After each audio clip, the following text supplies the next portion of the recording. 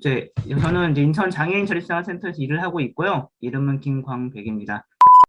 보시면은 이제 첫 책이 오늘 첫 번째 시간에는 센터란 무엇인가, 좀 일반적으로 장애인 자립생활센터가 어떻게 만들어졌고 어떤 걸 기반으로 일을 하려고 하는 것이고 무엇을 기반으로 일을 해야 되는 것인지 뭐 이런 것들을 좀 큰 틀에서 한번 설명을 좀 드리도록 하겠고요.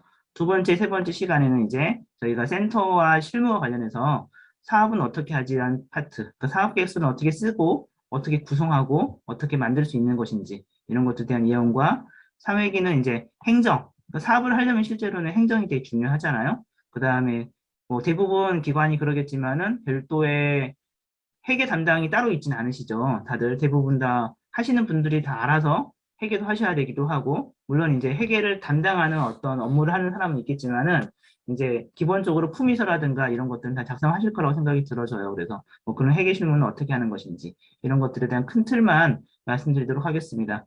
모르겠어요. 저 개인적으로는 장애인 자립생활센터의 행정 실무나 회계나 이런 것들이 많이 복잡한 편은 아니거든요. 근데 이제 처음 이제 접해 보신 분들이라든가 아니면 특히 이제 당사자분들 중에서 이렇게 회계 실무나 이런 것도 익숙하지 않은 분들은 행정이라든가 회계나 이런 것들이 많이 어려워하시기도 하고 그래요. 근데 이제 많이 이제 뭐 다른 어떤 기관이라든가 하여튼 경력을 갖고 계신 분들 같은 경우는 행정 회계는 이렇게 많이 센터가 복잡하거나 어렵거나 그러지는 않습니다. 그래서 몇 가지 큰 원칙만 잘 알고 계시고 그때그때마다 조금씩 이제 자료 정리라든가 아니면은 이제 주변에 누구한테 물어보면서 진행하시면 크게 어렵지 않을 거라고 판단을 하는데, 이제 그래도 저희가 했던 것들을 기반으로 좀 설명을 좀 드리도록 하겠습니다. 장애인 자립생활센터 장애와 관련해서 우리가 크게 보면은 차별이란 키워드하고 떼려야 뗄 수가 없는 것 같아요. 그래서 특히 이제 센터를 일을 하시는 실무자 입장에서 당사자이기도 하고 비당사자이기도 하고 장애인이나 비장애인이기도 할 텐데, 어쨌든 간에 센터에서 일을 하시는 분들은 내가 만나는 누군가에게는 실제로는 권력자일 수밖에 없어요. 그래서 그런 점들을 우리가 잘 한번 유심히 보면서 이야기를 해보면 어떻게 생각이 드는데, 제가 볼 때는 이제 이런 게 되게 중요한 것 같다 생각이 듭니다. 차별은 공기와 같아서 기득권에게는 아무리 눈을 크게 떠도 보아도 떠도 보이지 않지만은 권리를 박탈당한 사람들은 삶의 모든 순간을 차별과 함께 살아간다라고 이야기해요. 뭐 우리가 지금 서울에서 장애인분들이 힐스 사신 분들이 이동권 투쟁을 하고 계십니다. 지하철을 약간 연착시키면서 그 잠깐 짧은 찰나를 연착시키지만은 엄청나게 무수히 많은 혐오와 아주 듣기 힘든 말들을 우리가 듣고 있단 말이에요. 우리는 많은 장애인분들이 일상의 많은 순간들, 예를 들면은 화장실 가는 것도 시작해가지고 거리를 지나가는 것, 하다못해 인도를 가는 것에서도 우린 차별을 겪잖아요. 어떤 인도는 너무 작아가지고 전동일체가 지나가기 힘든 길들도 있고, 어떤 시각장애인 분들은 인도 안에 그 유도블록이 잘 설치되어 있지 않아서 오히려 죽음에 이르는 공간까지 이르게 될 수도 있는 곳도 되게 많고요. 하여튼 우리가 많은 일상의 많은 것들 차별과 함께 살아갈 수밖에 없는 거죠. 그래서 우리가 센터는 장애인 자립생활센터는 차별이란 키워드하고 떼려야 될 수 없는 것 같다라고 생각이 들어집니다. 근데 이제 이것도 계속 말씀드리지만은 일을 하는 사람 입장과 그 다음에 프로그램이라든가 사업을 함께 수행하는 장애인 입장은 다르게 되더라는 거죠. 그래서 수행하는 입장에서는 이 순간을 계속 우리가 한번 고민해 보시고 바라보시고 살펴보시면 좋겠다라고 생각이 들어져요. 또 하나는 이제 권력에 대한 이야기이긴 한데, 이제 이 장애의 역사라는 책에서 나온 킴 닐슨이라는 분이 쓴 책을 제가 좀 재인용해 봤거든요. 나는 한국인의 남성이고, 그러면 한국인이기 때문에 한국이 아닌 사람한테 저는 기득권자일 수밖에 없어요. 예를 들어서 제가 얼마 전에 인천에서 고려인이라는 분들한테 이제 장애인 등록 절차와 관련해서 안내하러 가서 설명했던 경험이 있거든요. 이분들은 한국 국적이 아니에요. 그러면 한국 국적이 아닌 분들은 장애인 등록을 가능하지만 장애인 복지 서비스를 제한적으로 이용할 수밖에 없거든요. 그러면은 국적이 있는 것과 없는 것 차이는 실제로는 많은 서비스 접근에서 차이가 생길 수밖에 없죠. 남성이라는 것은 남성과 여성의 또 갖고 있는 젠더적인 차이도 상당히 많이 존재합니다. 우리가 이렇게 비장애인뿐만 아니라 장애 쪽도 보면은 장애 남성과 여성의 그 취업률이라든가 사회활동 참여율이라든가 뭐 결혼이라든가 소득이라든가 비교해 보면은 편차가 거의 2배 이상 차이 나요. 그렇기 때문에 남성이나 여성의 차이도 어떤 서비스를 이용하고 만들어내는 있어서 상당히 중요한 역할, 우리가 고려해야 될 요소 중에 하나이겠죠. 저는 석사학위소년 소유자거든요. 학력도 되게 중요하죠. 장애인의 40% 가까이가 초등학교 이하의 학력입니다. 이건 뭐 제가 뭐 추정하는 게 아니라 장애인 실태조사에 2020년, 21년, 20년에 실태조사 나와 있어요. 그리고 많은 분들이 대학 이상의 학위를 갖고 있지 못하죠. 그렇기 때문에 학력적으로도 낮아요. 학력이 낮다는 것은 상당히 무엇을 의미하냐면은 이 사람이 갖고 있는 지식이 부족해 이런 문제가 아니라 사회적인 활동 네트워크망이 상당히 빈약할 수밖에 없다라고 이야기할 수 있겠죠. 그래서 우리가 만나는 많은 장애인분들은 선생님들도 많이 만나시겠지만은 실제로 비장애인에 비해서 사회적인 관계망들이 상당히 많이 적습니다. 그래서 그런 점에서 이제 우리가 살펴볼 필요가 있을 것 같고요. 이성애자이며 이거는 성소수자냐 아니냐, 뭐 찬성과 반대 이런 논쟁도 필요도 없지만은 성소수자냐 아니냐에 따라서도 마찬가지 세상을 바라보는 물어보는 질문들이 달라질 수밖에 없죠. 예를 들어서 우리가 성교육을 할 때 장애인분들하고 우리는 자연스럽게 이성애자라는 것을 감안하고 성교육을 할 때가 되게 많거든요. 정체성에 대해서 묻지 않고 그냥 성정체성이 이성애자라는 전제에 두고 교육을 진행할 때가 되게 많아요. 근데 상대적으로 성소수자가 성정체성이 다른 분들은 그런 교육들이 불편할 수 있겠죠. 그 다음에 노인의 여부, 연령의 차별이겠죠, 이것도. 이런 것들을 가지고 우리가 접근될 수밖에 없는 거죠. 그러면은 장애인 자립생활센터에서는 급여 노동자이냐, 급여를 받지 않은 노동자에 따라서도 마찬가지로 권력관계가 나눠질 수밖에 없다는 거죠. 그래서 우리가 사업을 기획하고 고려하고 어떤 활동을 기획하고 어떤 활동을 진행함에 있어서 중요하게 봐야 될 것은 이제 센터 안에서 일을 하는 종사자라고 한다면은 내가 갖고 있는 권력이 무엇인지, 내가 갖고 있지 않은 것이 무엇인지에 대해서 끊임없이 의심하고 물어볼 수 있는 자세가 돼 있어야 될 것 같다라고 저는 생각을 하고 있습니다. 그래야지만이 우리가 만나는 누군가가 실제로 나로 인해서 차별을 느끼거나 혹은 실제로 그럴 수 있거든요. 그럴 때 내가 그분하고 대화함에 있어서 나는 차별하지 않았는데 차별을 느꼈다고 생각하시는 분들한테 어떻게 접근하고 같이 이야기할 것인가에 대한 고민들을 할 수 있지 않을까 생각이 들어져요.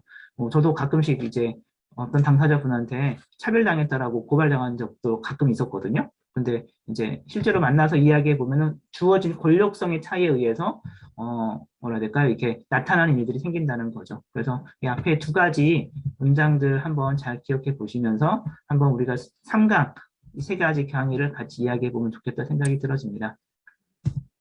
첫 번째는 이제 장애를 다시 한번 이해해 보자라는 이제 장애 개념에 대한 설명이에요. 장애인 자립생활센터는 이때도 나오겠지만은 사회적 모델이라는 장애 개념 정의를 토대로 해서 만들어지는 곳이거든요. 그러면 기존의 장애인 복지관, 기존의 어떤 장애와 관련된 기관들과 우리는 무엇이 다를까라는 것을 한번 물어볼 수 있어야 되겠죠. 그래서 장애인 자립생활센터에 제일 중요하게 보는 것은 위치, 권력성인 것 같습니다. 서민 위치가 다르면 풍경이 다르다는 거죠. 이건 뭐 제가 그려놓은 게 아니라 장애학의 도전의 김도현 선생님이 이제 장애학의 도전의 책에서 이제 언급한 건데 시자라는 이제 한자말을 쓰는데 우리나라 풀어 쓰면 앉은 자리겠죠. 내가 앉아있는 위치가 여기에 있느냐, 여기 있느냐에 따라서 바라보는 풍경이 달라질 수밖에 없다고 이야기하죠. 그래서 여기에 앉아 있으면은 이만큼 보게 되는 거죠. 여기 앉아 있으면은 이만큼 보게 되는 거고요. 자, 그러면 우리는 어디에 앉아서 세상을 바라볼 것이냐라는 거죠. 그래서 장애를 어떻게 보는지에 따라서 지원도 달라지기도 하고 사업 계획의 방향성도 달라지기도 하고 내가 만나는 장애인에 대한 태도도 달라지기도 하고 예를 들어서 우리나라 장애 유형은 15가지 유형인데 시각장애인분들은 시각장애에 대해서 잘 알지만은 타 장애 영역에 대해서는 실제로는 잘 모를 수도 있잖아요. 그 다음에 발달장애인분들은 이제 모든 발달장애 다 그러진 않지만은 발달장애도 잘 알 수 있지만 경험이 비슷할 수 있으니까 비발달장애에 대해서는 잘 모를 수 있고 신체적 장애인분들은 비신체적 장애에 대해서 잘 모를 수도 있고 반대인 경우도 되게 많은 거죠. 혹시 이런 경우 있는지 모르겠지만은 동료 상담 해보시면은 이럴 수 있거든요. 발달장애인 분들이 봤었을 때 신체적 장애인분들, 특히 휠체어 타신 분들은요, 발달장애인분들 봤었을 때는 상당히 중증에 세상을 살기 힘들 거라고 생각하시고 만나는 경우가 되게 많아요. 왜냐하면은 기본적으로 걷지 못한다는 것은 발달장애인 볼 때는 큰 중증의 어려움이 있는 영역을 보거든요. 그래서 비발달장애인하고 발달장애인하고 이렇게 동료 상담 해보면은 어떤 발달장애인 분이 저한테 그러셨어요. 아니, 자기도 살기 힘든데 나를 어떻게 상담을 해라고 말씀하시거든요. 반대의 경우도 마찬가지입니다. 비발달 장애인, 신체적 장애인 분들이 발달 장애인 볼 때, 아니, 자기 결정권이 저렇게 떨어지는데 능력이 어떻게 자립생활 할 수 있어? 어떻게 이런 활동을 할 수 있지라고 물어보시는 분들이 의외로 되게 많으세요. 그리고 그런 질문들은 과거에도 그렇고 지금도 그렇고 앞으로도 그렇고 마찬가지고 내가 갖고 있지 못한 것에 대해서 실제로는 서로가 다른 관점을 가질 수밖에 없더라라는 거 이야기해 주고 싶은 거죠. 그래서 우리가 위치가 어디에 앉아 있는지에 따라서 우리가 볼 수 있는 범위가 달라진다는 거잖아요.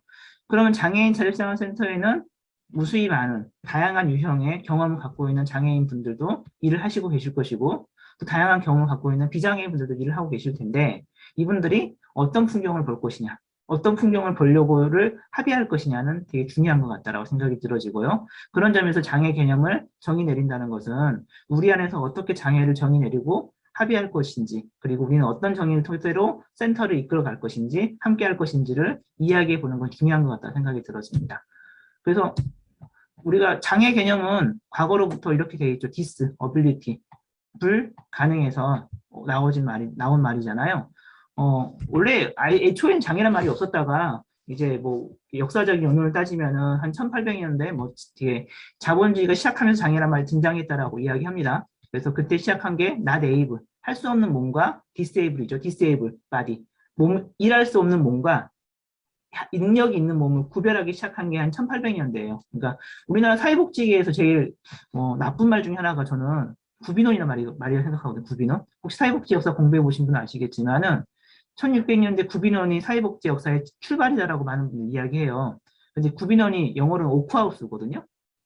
그러니까 구비논, 엄밀히 말하면 구비논이 아니라 일하는 집이에요. 일하는 집. 오크하우스인데 그래서 오크하우스에서 했던 일이 뭐냐면은 일을 할 수 없는 사람들, 게으른 사람들, 뭐 불황아들을 다 모아가지고 이 일을 강제 노역을 시켰던 게 이제 일종의 구비논 오크하우스죠. 그러다가 이제 의학 기술이 발달하면서 거기에서 뭐 일할 수 있는 사람과 일할 수 없는 사람을 계속 구별해요. 그래서 일할 수 없는 사람 중에 속한 사람이 누구였냐면은 노인, 그다음에 이제 아동 혹은 신체적인 어려움이 있는 분들 이런 분들을 이제 디스에이블 바디라고 나누어지기 시작하고 이게 이제 현대의 장애의 유언이 이렇게 그 기원이 되는 거죠. 그래서 장애란 키워드, 렉, 임페어먼트 이런 이미지를 갖고 있다는 거죠. 그래서 우리가 이런 이미지를 갖고 있는 거를 이야기할 때 재활 모델, 개별적 모델 혹은 의료적 모델이라고 부르잖아요. 근데 이런 역사를 가지고 장애를 이때까지 다루어왔던 역사가 있었던 반면에 이런 역사가 당사자 입장에 봤었을 때는 내가 아픈데 재활이 필요하지. 내가 병원에 가서 치료도 받아야 되지. 뭔가 부족한 게 있으면 훈련도 받아야 돼. 라고 생각한 영역이 있지만 내 인생을 모든 것들을 재활과 나는 병자인가? 아픈 환자인가? 라는 질문을 던지는 거죠. 내 인생의 어느 부분은 환자일 수 있지만 내 인생의 전체가 환자이기지도 않고 내 인생의 전체를 내가 재활을 해야 되고 훈련을 받아야 될 것인가라고 물어봤던 사람들이 생기는 거예요. 뭐 1950년대 말에는 이제 북유럽권에서 장애 자녀를 키운 부모님들이 우리나라 말은 정상화 운동, 이념 운동, 노멀라이제이션 운동을 하기 시작한 거고요. 1970년대 미국으로 가게 되면 이게 자립생활 운동이 되기 시작한 거죠. 에디 로버츠라는 분이 이제 미국에서 자립생활 운동을 시작한 것이 이제 그런 문제 질문에서 시작한 거고, 영국 같은 경우는 이런 걸 보고 사회적 모델이라고 부르기 시작한 거죠. 마이클 올리버라든가 이런 분들 중심으로 왜 장애인은 시설에 살아야 될까? 왜 장애인은 지역사회에 살 수가 없을까? 왜 장애인의 내 경험에 대해서 물어봐야 될 때, 내 몸을 가장 잘 아는 사람은 나일 텐데, 나한테 묻지 않고 전문가들이 내 몸을 통제하고 결정할까? 이런 것들을 물어보기 시작한 게 1970년대 전후로 뭐 북유럽권, 영국, 미국 이런 나라들이 시작한 거죠. 그래서 그런 걸 보고 우리가 자립생활 모델, 사회적 모델이라고 이야기합니다. 그래서 현재 우리나라에서 장애인 자립생활센터의 모델은 미국의 이제 에디 로버츠의 자립생활 모델을 기반으로 그 다음에 일본의 이제 자립생활센터의 모델을 기반으로 두 개가 합쳐져 가지고 우리나라에 현재 들어오기 시작한 거죠. 근데 이제 장애 물어보는 질문 자체가 두 개가 크게 다르더라라고 이야기합니다. 그래서 이쪽은 재활 패러다임, 대표적으로 장애인 복지관이라든가 그 다음에 이제 특수교육, 사회복지사들이 갖고 있는 패러다임이 여기에 해당되지 않을까 생각이 들어집니다. 그리고 장애인 자립생활센터는 바로 자립생활의 패러다임을 기반으로 만들어진 센터죠. 장애를 정의하는 문제 정의 자체가 달라져요. 여기서는 내가 얼만큼 갖고 있지 않은 게 무엇이지? 라고 물어보는 거죠. 신체적 손상 정도가 혹은 내 능력의 결여 정도가 얼만큼 되는지에 따라서 예를 들면은 뇌 손상에 따라서 뇌변별 장애인이 나눠지는 거잖아요. 그 다음에 신체적인 어떤 손, 팔, 다리 이런 것들이 얼만큼 없는지에 따라서 지체장애가 나눠지는 거잖아요. 지적장애가는 IQ가 어느 정도 되는지에 따라서 지적장애 범위가 나눠지는 거잖아요. 70 이하면은 지적장애, 70 이상이면 지적장애가 아니에요. 근데 되게 이제 웃긴 거죠. 제가 알고는 어떤 지적장애인 분이 계셨거든요. 67이었어요, IQ가. 그래서 지적장애 3개월 받으셨는데 예전에 우연찮게 이제 시설에 나오시려고 장애 등급을 진입사 받으셨는데 의사가 묻는 질문에 대답을 잘 하신 거예요. 그래서 IQ 71이 나왔습니다. 그 지적장애가 아니다라고 소견이 나온 거예요. 67과 71의 차이는 뭘까? 우리가 이렇게 시험 봤는데 운이 좋게 시험을 잘 봐서 내가 1등급 받고 운이 나빠서 시험 못 봤는데 5등급 받았어요. 이 차이일 수 있는 건데 그걸 가지고 인생의 전체가 걸려있는 서비스 총량이 걸려있는 것을 우리는 정의 내려야 된다는 거죠. 그래서 이 JR 패러다임 관점에서는 손상과 결여를 가지고 따져요. 그럼 이것은 누가 잘못된 거냐? 개인이 문제죠, 개인이. 당신이 얼마 그렇게 태어난 거야. 당신이 그렇게 장애가 입은 거야. 당신이 뭐가 결여된 거야. 이 사람을 통제해야 되는 사람들은 전문가죠. 내가 했던 말 잘 들어줘. 내가 초등학교 때부터 내가 이렇게 가르칠 거니까 넌 나의 말을 잘 따라와. 그래서 당신은 내 말을 잘 따르면 뭔가가 장애가 극복될 거야. 장애가 나아질 거야. 장애가 치료될 거야. 일상생활 기술이 향상될 거야. 라는 관점을 물어본다는 거죠. 이런 관점을 따지면은 장애인은 자기 전문성보다는 전문가에 의해서 말을 잘 들어주는 수행하는 학생의 역할이라든가 환자의 역할이라든가 클라이언트 역할, 사회복지는 클라이언트라고 많이 부르잖아요. 클라이언트 역할들을 충실히 수행해야 되는 거죠. 근데 실제로 아까 말씀드린 것처럼 이 역할만 있으면 장애인은 잘 살 수 있을까요?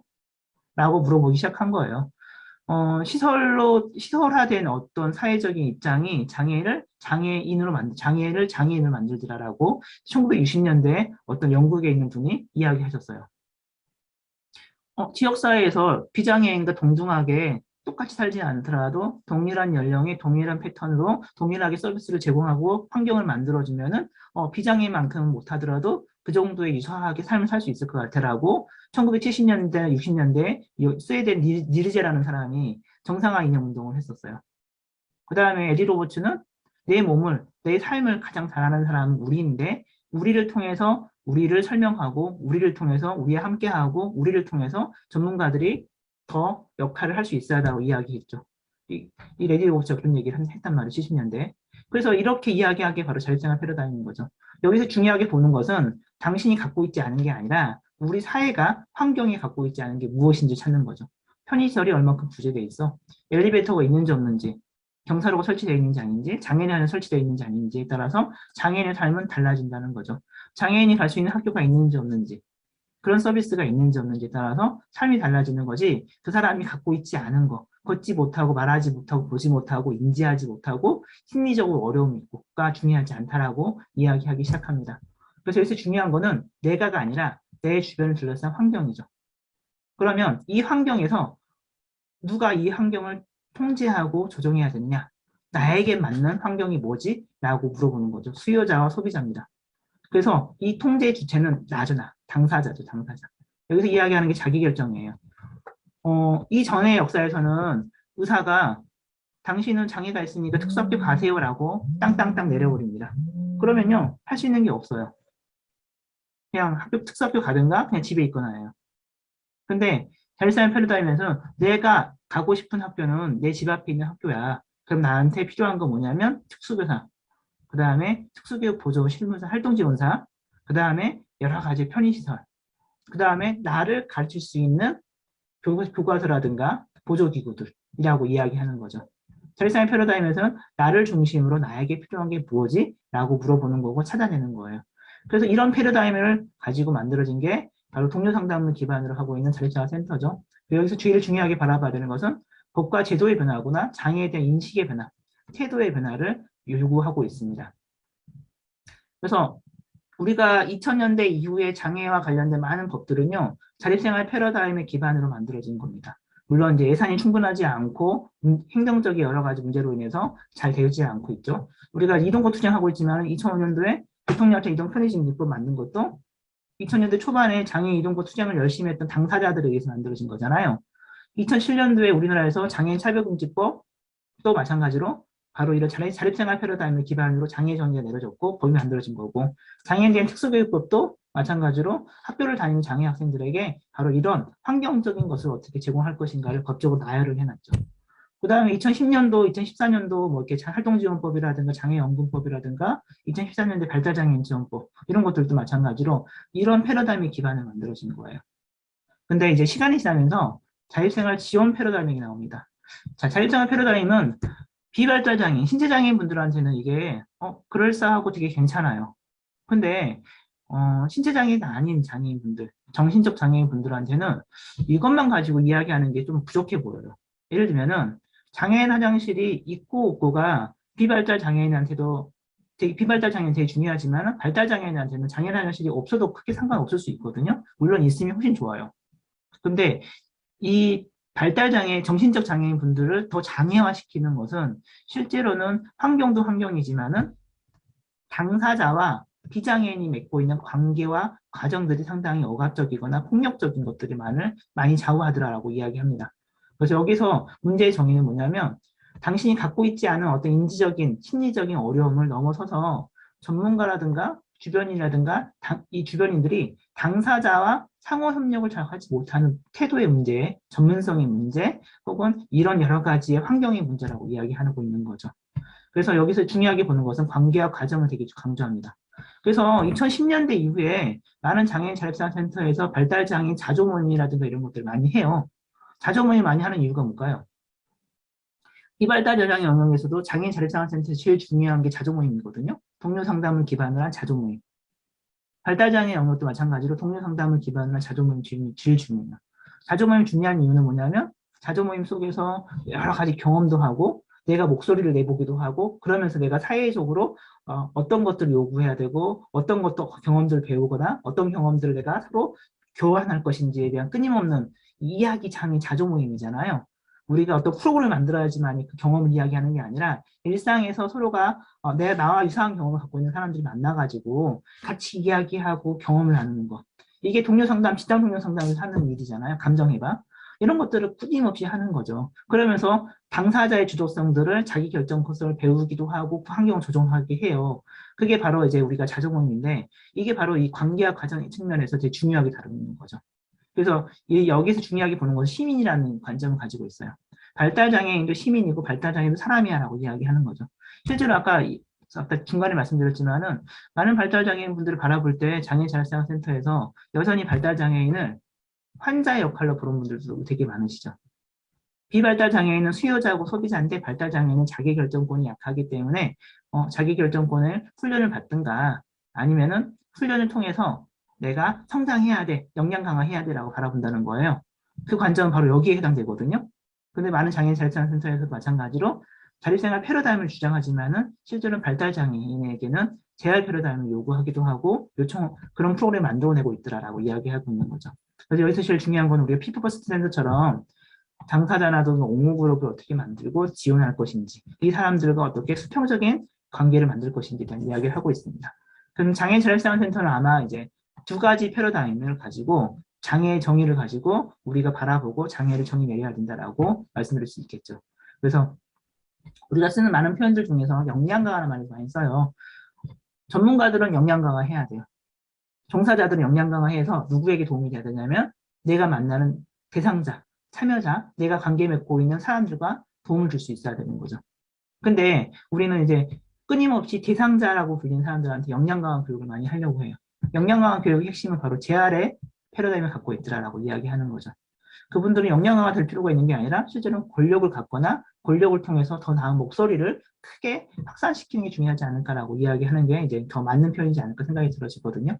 그러면 자립생활센터는 오히려 당사자의 자립생활이든 지원 패러다임이든 간에 당사자의 목소리를 더 증폭시켜주는 스피커 역할을 하는 게 센터가 돼야 되는 것이고 당사자를 훈련시켜서 당사자가 치료되고 일상생활이 강화되고 향상이 되는 것이 중요하지 않을 수도 있다는 거죠. 그래서 그런 점에서 장애의 정의를 우리가 어떻게 내릴 것인지 한번 잘 생각해 보시면 좋겠다 생각이 듭니다. 그래서 저희의 정의는 장애는 개인이 아니라 사회가 만들어낸 개념이죠. 우리나라는 15가지 유형의 장애가 있지만 최근에 이제 뭐 장애 우리 대선도 있지만 대선에서 장애인은 별로 크게 다뤄지지 않죠. 근데 이제 장애와 관련된 복지 공약 중에서 장애인 공약 중에서 이제 윤석열을 제외한 나머지 진보적인 사람들은 장애인 등록제를 폐지합니다라고 이야기해요. 장애인 신청제를 합니다라고 이제 이야기하죠. 그래서 정부 장애인 차별차편에대해서 만들어내고 있는 장애인 복지지원 장애인 권리보장법이 바로 장애 등록제가 아니라 신청제를 바꾸려고 하는 게 그런 맥락인 거잖아요. 장애 등록제는 기반 누가 등록시켜 주느냐, 이거는 의사들이 권력을 갖고 있는 거고, 신청은 누가 하느냐, 이 사람한테 필요한 것들을 통해서 서비스를 요청하는 과정이거든요. 그래서 장애 등록제는 이제 우리나라랑 일본 정도만 갖고 있는 등록제인 거고, 다른 나라들은 이미 장애 등록제를 따로 갖고 있지 않죠. 장애 등록제가 돼 있기 때문에 15가지 유형의 장애인만 장애인이 될 수 있는 거잖아요. 근데 실제로는 신청제로 바뀌게 되면 15가지 유형이 아니라 수백 가지의 장애가 아마 본주화될 겁니다. 예를 들어서 이제 유엔에서 WHO라는 곳에서 이제 몇 년에 한 번씩 나오는 책들이 있거든. DSM 시리즈라든가 ICD라는 시리즈가 있는데요. 여기에는 이제 무수히 많은 장애가 사라졌다 나타나고 그래요. 그러니까 예를 들면 대표적으로 ADHD, 많이 알고 있죠. 주의력 결핍, 과잉 행동 장애라고 부르는데 ADHD는 우리나라 본주로 들어오면은 장애 본주에 들어올 수가 없어요. 최근에 이제 틱이라든가 이런 것들이 이제 정신장애 영역으로 들어오긴 했지만은 HIV, 에이즈, 감염병이 죽을 때까지 이제 어쨌든 간에 계속 치료를 받아야 되고 어떤 지원을 받아야 되는 사람들은 우리나라 본주는 장애가 되지 않은 거죠. 또 하나 어떤 분들은 트라우마로 겪어서 예를 들어서 걷지 못하신 분들도 계시잖아요. 신경적으로 아무 이상이 없지만은 어떤 정신적인 큰 충격으로 해서 걷지 못하신 분도 계세요. 이런 분들은 우리나라에서는 의료적 모델을 기반을 하고 있기 때문에 장애인이 될 수가 없겠죠. 근데 아까 신청제에 기반을 해서 간다 치면 한시적인 장애인들을 한시적인 장애인 등록을 가능하게 해줘요. 그래서 영국이라든가 미국은 이제 장애인 인구가 15%에서 25%까지 나오고 있습니다. 우리나라는 5%죠. 그래서 장애라는 게 정해진 답이 있는 게 아니라 사회가 어떻게 합의하고 만들어낼 것인지에 따라서 장애는 달라질 수 있더라라고 이야기하는 거죠. 그래서 저희는 이제 장애보다는 손상이라는 말을 더 쓰길 바래요. 장애란 말 자체가 사회적인 말인 거고 개인이 갖고 있지 않은 건 손상인 거죠. 그 손상이 장애화돼서 장애인이 되는 거니까. 그래서 장애는 못무하지 못하는 사람이 아니라 못무하지 못하게 만드는 환경으로 이해하고 접근하고 설명해야 되겠다라고 말씀드릴 수 있습니다. 그러면 이렇게 정리할 수 있겠죠. 걷지 못함. 의료적 모델을 기반으로 가고 있으면 걷지 못함은 열심히 재활치료 받아가지고 물리치료 받아가지고 신체적으로 뭔가 걸을 수 있게끔 걸을 수 없다 하더라도 건강을 유지할 수 있게끔 뭔가 계속 끊임없는 재활치료를 요구받을 수밖에 없어요. 근데 이거를 좀 환경으로 바꿔보면 이렇게 될 수 있겠죠. 나는 버스를 타야 되는데 버스가 계단으로 만들어졌기 때문에 버스를 탈 수 없는 장애가 있는 거죠. 걷지 못하는 어떤 신체적 전치 장애가 아니라 대변변 장애가 아니라 버스를 탈 수 없는 장애가 있는 것 뿐이에요. 거기에 저상버스가 있으면 버스를 탈 수 있는 거겠죠. 내가 걷냐 걷지 못하냐는 중요한 게 아니라 그 환경에 접근할 수 있느냐 없느냐 중요하게 된다는 거죠. 이용할 수 없는 식당. 최근에 장애인 차별금지법에서 논쟁이 되고 있는 게 조그마한 식당이라든가 편의점이라든가 이런데 몇 제곱미터 이하인 곳은 장애인 편의시설을 갖추지 않아도 돼라고 예외 조항을 만들어 놨잖아요. 그래서 얼마 전에 이제 이게 법원에서 이거는 잘못된 거기 때문에 고쳐라라고 했지만 보건복지부가 고칠 생각이 아직은 없잖아요. 우리 동네에 아주 맛있게 하는 식당이 있는데 계단을 만들어져 있어요. 그래서 휠체어 타신 분들은 접근할 수가 없죠. 그러면 내가 걷지 못하는 것은 나의 개인의 문제이지만 실제로 접근할 수 없는 건 사회적인 문제인 거잖아요. 그래서 우리가 바라봐야 될 것은 이용할 수 없는 식당, 엘리베이터가 없거나 경사로가 설치되어 있어서 결과적으로 휠체어나든가 걷기 힘드신 분들이 접근하기 어려운 식당이 있는 거죠. 자, 시각장애 입장에서는 보지 못함은 중요한 게 아니라 읽을 수 없는 책이 문제인 거죠. 당신이 보지 못하는 게 중요한 게 아니라 음성 지원이 되지 않은 우리나라의 법적인 환경, 그 다음에 점자로 만들어져 있지 않은 책들. 예를 들면은 대학원을 다니면 이제 가장 크게 어려운 것 중에 하나가 시각장애인 분들이 논문을 읽고 그 다음에 수업을 공부를 해야 되는데 이게 PDF로 변환이 안 되다 보니까 공부를 할 수가 없는 거예요. 그래서 이제 일종의 학교 안에서의 그 장애인을 지원하는 이 학생들한테 타이핑을 요구하거나 아니면은 요청하거나 아니면은 이제 불법적으로 도서관 복사실에 가가지고 책을 PDF로 배달을 시켜요. 그렇게 해서 이제 공부를 많이 하시거든요. 그러니까 이제 한쪽은 누군가에 의존해서만이 내 공부할 수밖에 없는 거고 또 한쪽은 법적으로 문제가 있는 방식을 공부할 수밖에 없는 조건인 거죠. 그래서 외국 같은 경우는 저작권에 위배되지 않게끔 이제 모든 출판물들은 PDF로 배란을 시켜준다고 하더라고요. 이거를 이제 법적으로 보완을 해주고 그러면 시각장애 입장에서는 공부함에 있어서는 큰 어려움을 덜 겪을 수 있는 거겠죠. 그래서 그런 점에서 봤었을 때 법적인 어떤 미비한 법이라든가 현재 조건에서 시각장애인 분들이 정보 접근에 있어서 많은 어려움을 겪고 있는 거죠. 보지 못함을 해결하면은 이 사람이 열심히 전자를 공부하거나 뭔가를 해야 돼요. 근데 시각장애인 전체가 다 전자를 다 알고 있는 건 아니신 거잖아요. 그랬었을 때 우리가 어떻게 환경을 바꿀 것인지에 대한 고민을 할 수 있는 거겠죠. 도행할 수 없도록 설계된 보도블록들. 저는 이제 시각장애 아니다 보니까 보도블록이 설치가 잘 되는지 안 되는지 알기 되게 쉽지는 않더라고요. 근데 이제 시각장애인들 같이 활동을 해보면은 어떤 보도블록은 진짜로 난간으로 떨어지게 되면 어떤 보도블록은 오히려 없으면 하지 못하는 어떤 형태로 설계되는 경우가 되게 많이 만납니다. 그래서 아니면 이제 전자 같은 경우도 그렇죠. 최근에 이슈됐던 것 중에 하나가 음료수 전자였잖아요.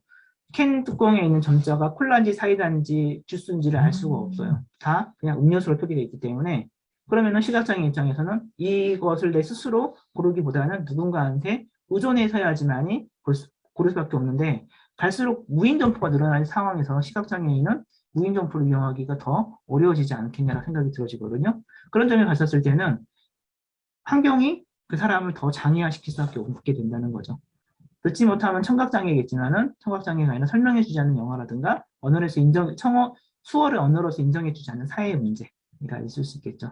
알지 못함과 안전하지 못함 지적장애, 자폐성장애로 건조화시킬 수 있는데 이 사람이 알지 못하는 게 중요한 게 아니라 그 사람에게 설명할 수 있는 글자와 혹은 설명할 수 있는 그림과 설명할 수 있는 시간, 충분한 긴 시간을 가지고 설명할 수 있는 어떤 환경을 만들어주지 않는 게 문제일 수 있는 거죠. 발달장애인분들하고 우리가 어떤 활동함에 있어서 중요하게 봐야 될 것 중에 하나는 저는 시간이라고 생각하거든요. 시간.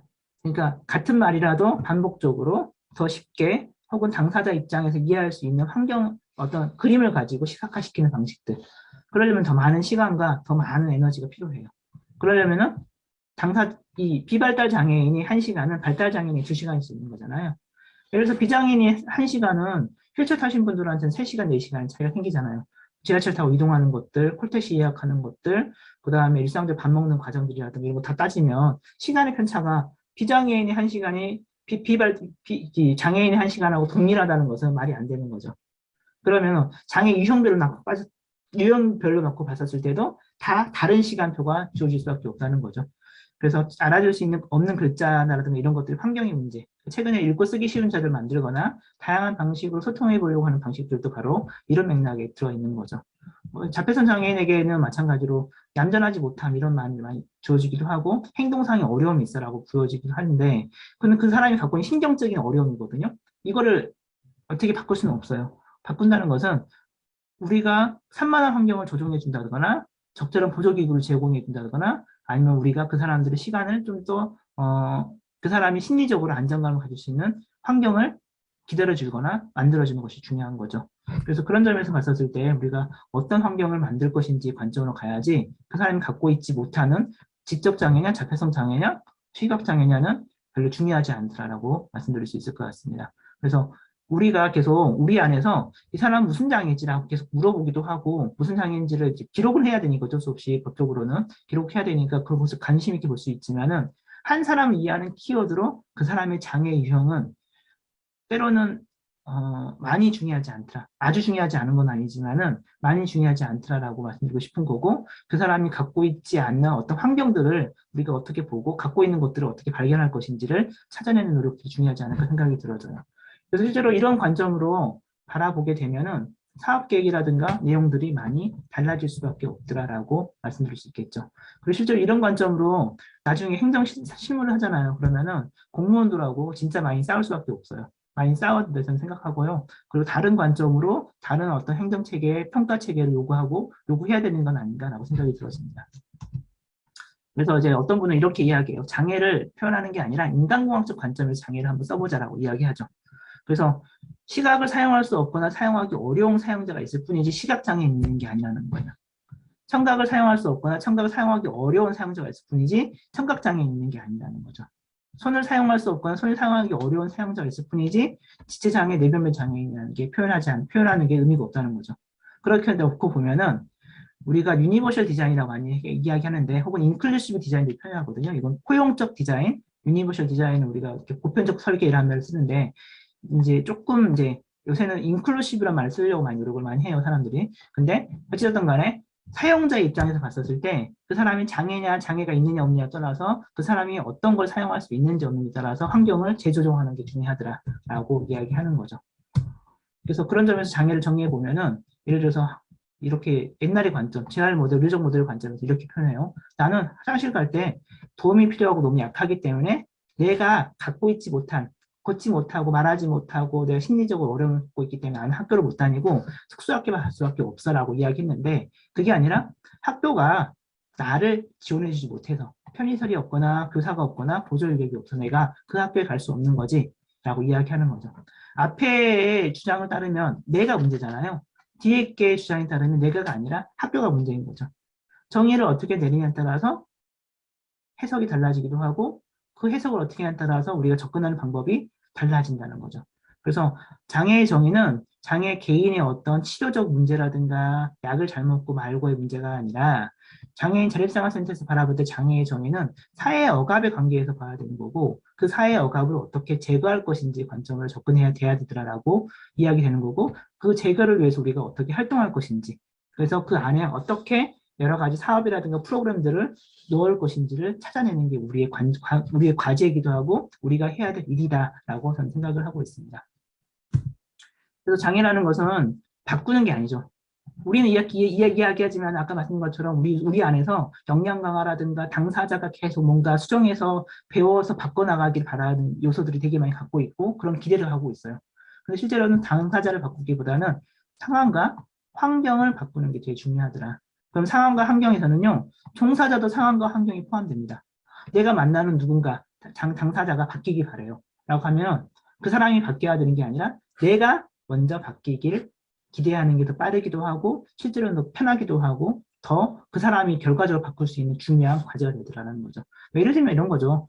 어떤 당사자의 기대치를 100을 가졌는데 내가 100을 가진 기대치를 바꾸는 기대치 100의 내용들을요 바꿔내는 거예요. 그러면 예를 들면 어떤 지적장애인분이 금전관리를 잘해야 돼요. 우리 자립생활에서 많이 이제 요구하는 것 중에 금전관리 능력인 거잖아요. 그래서 돈 관리를 잘해서 돈 관리 못하니까 자립생활 못해요라고 이야기하시는 되게 많으시니까 금전관리 잘해야 돼요. 금전관리 훈련을 많이 시킨단 말이에요. 그래서 저희도 자립생활센터에서 금전관리 훈련을 해요. 저희도. 왜 하냐? 돈을 잘 써야 되니까 돈 잃어버리거나 아니면은 잘못 쓰면은 이제 진짜 먹고 사는 문제에서 중요한 거잖아요. 그래서 금전관리 훈련을 시키기도 하고 그래요. 근데 금전관리 훈련을 시킬 때 중요한 거는 그 사람이 금전관리 훈련 능력이 뛰어나느냐 뛰어나지 않느냐가 아니라 내가 그 사람의 금전관리를 어떤 관점에서 재배치할 것인지가 중요한 거죠. 그래서 실제로는 수개념이 들어가지 못하는 분도 계시거든요. 지적장애인분들 중에는 어떤 분들은요. 제가 알고 있는 어떤 지적장애인분은 1 더하기 1은 2인지 알아요. 100 더하기 100은 200인지 몰라요. 근데 100원 더하기 100원은 200원인지 아시거든요. 그 다음에 10,000원을 내면 거스름돈 얼마 받아야 되는지 모르지만 거스름돈 받아야 되는지는 아세요. 그러면 그 다음에 5만 원이면 큰 돈이고 10,000원이면 좀 작은 돈이라는 건 아세요. 근데 5만 원과 10,000원을 똑같이 놓고 보면은 어떤 돈이 더 중요한 돈인지를 때로는 가끔씩 잘 모르실 때도 있어요.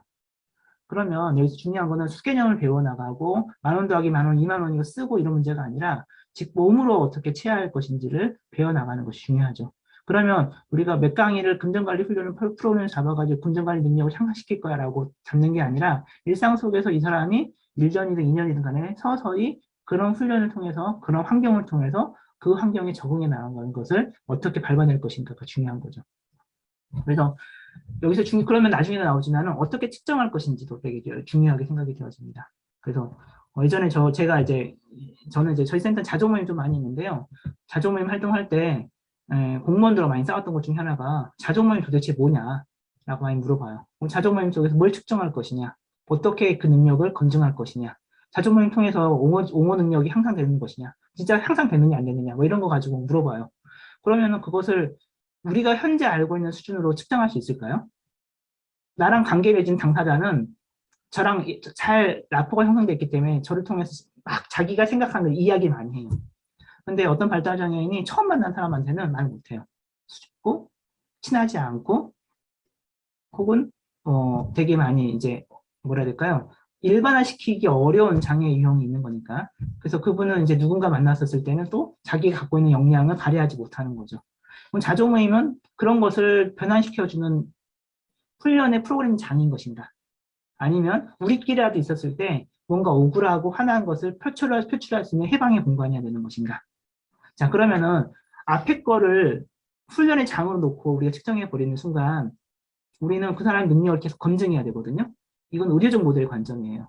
근데 뒤에 거 해방의 관점으로 접근하다 보면은 어떻게 측정해야 되냐면은 평상시에 그 사람이 했던 말들을 잘 기록하고 평상시에 그 사람이 이야기했던 것들을 녹화하거나 녹음해가지고 우리가 결과 보고서에 잘 녹여내야 되는 거죠.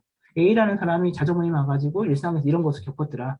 우리가 이 경험을 가지고 이 사람이 억압된 환경 속에 가가지고 같이 이 억압된 것을 제거해 보기 위해서 노력해보자. 뭐 이렇게 접근할 수 있는 거라는 거죠. 이것은 수치화로 시키기는 어려워요. 수치적으로. 그러면 우리가 어떻게 이걸 측정하고 할 것이냐는 오로지 이제 이 일종의 결과 보고 속에서 어떻게 잘 녹여낼 것인가가 있는 거죠. 그래서 설명할 때 공무원들은 이 사람이 사전 검사가 5점이었는데 사후 검사가 10점이 되길 바래요. 우리 프로그램 쓸 때 많이 그렇게 쓴단 말이에요. 근데 실제로는 그게 중요한 게 아니라 과거로부터 어떻게 기록되었는지를 살펴보는 게 중요할 수 있는 거죠. 그래서 나중에도 말씀드리겠지만 그래서 측정 체계를 어떻게 바꿔볼 것인가도 요새 좀 고민 좀 하고 있거든요. 그런 것들도 같이 고민해 보시면 좋겠다 생각이 들어집니다. 그래서 장애의 정의는 장애복지법상의 장애가 있고 장애차별금지법상의 장애가 있고 유엔 장애인 권리 협약상의 장애가 있습니다. 현행법은 장애복지법상의 장애죠. 이건 상당히 의료적 모델을 기반을 하고 있는 장애입니다. 그래서 우리가 바라봐야 될 관점은 여기에 포함되어 있지는 않아요. 물론 이제 우리도 법적으로 장애인 자력생센터가 지원받고 운영하기 때문에 장애인복지법상의 장애인을 대상으로 사업을 할 수밖에 없는 한계가 있을 거예요. 근데 우리가 이제 그 한계를 인정하고 그 안에서 당사자를 볼 때 제일 중요하게 볼 것은 어떤 환경 속에서 사람들이 어떤 제약을 갖고 있느냐를 살펴보는 거죠. 그래서 저희가 이제 중요하게 보는 것은 유엔 장애인 권리 협약상의 장애를 한번 놓고 봤으면 좋겠다라고 말씀드리고 싶어요. 여기서 유엔 장애인 권리 협약은요, 어떤 장애냐가 중요한 게 아니라 어떤 사람이 사회 참여를 얼만큼 하고 있느냐, 못하고 있느냐를 중요하게 봅니다. 그러면 사회 참여를 저희하고 있는 게 뭐지? 장기간 동안. 코로나 시기에 보면은, 많은 분들이 이제 스스로 자발적으로 격리하시는 분도 계시지만은, 주변의 환경에서 격리된 분들도 계세요. 저희도 작년에 2020년이죠. 2020년에 초반에 센터를 열어야 될 것인지 말아야 될 것인지에 따라서 되게 많이 논쟁을 했었습니다.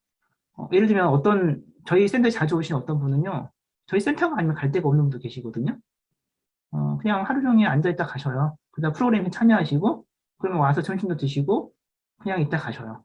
이분한테는 센터가 가장 안전한 곳이고, 그렇게 와서 가끔씩 혼자 있으시면 청소도 해주시기도 하고, 와서 말도 걸어주시기도 하고 그래요. 근데 이분은 집에 혼자 있을 수 있는 분이 아니세요. 어머니가 출근하실 때 이분을 이제 같이 외출시키시거든요. 근데 어머니가 출근하시고 나면 집에 혼자 있으시면 이분이 집에 혼자 하루 종일 갇혀 계셔야 돼요. 외출하고 나시면 이분은 이제 저희 센터에 오시는 거죠. 그럼 이분을, 우리 센터로 출입시키는 게 맞을까? 안 맞을까? 이제 코로나 초기에는 막 그런 것도 논쟁하고 그랬었어요.